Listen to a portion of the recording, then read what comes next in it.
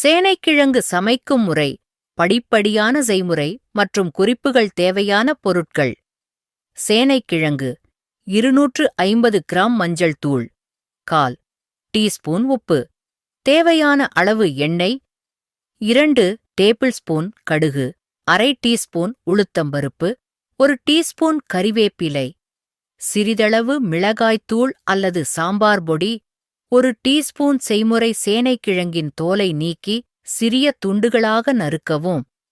நறுக்கிய துண்டுகளை தண்ணீரில் நன்றாக கழுவவும்.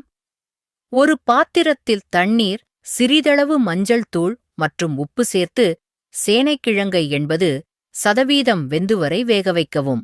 வெந்த பிறகு தண்ணீரை வடித்து தனியாக வைக்கவும். கடாயில் எண்ணெய் ஊற்றி கடுகு, உளுத்தம்பருப்பு, கறிவேப்பிலை தாளிக்கவும். வேகவைத்த சேனைக்கிழங்கை சேர்த்து மெதுவாக கிளறவும். மிளகாய்த்தூள் அல்லது சாம்பார் பொடியை தூவி நன்றாக கலக்கவும். மிதமான தீயில் 8 முதல் 10 நிமிடங்கள் வறுத்து பொன்னிறமாக மொறுமொறுப்பாக வந்ததும் இறக்கவும். பயனுள்ள குறிப்புகள்: சேனைக்கிழங்கை நறுக்கும்போது கைகளில் அரிப்பு ஏற்படலாம். கைகளில் சிறிது எண்ணெய் தடவிக்கொண்டு நறுக்கினால் அரிப்பு குறையும். வேக வைக்கும் தண்ணீரில் சிறிது புளி சேர்த்தால் அரிப்புத்தன்மை குறையும். அதிகமாக வேக வைக்க வேண்டாம், இல்லையெனில் வறுக்கும் போது உடைந்துவிடும்.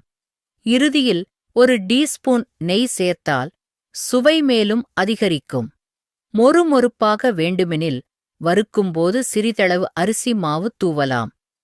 சிறிய சமையல் குறிப்பு: சேனைக்கிழங்கை வேக வைத்த பிறகு 15 நிமிடங்கள் ஆறவிட்டு வறுத்தால் வெளியே மொறுமொறுப்பாகவும் உள்ளே மென்மையாகவும் இருக்கும்.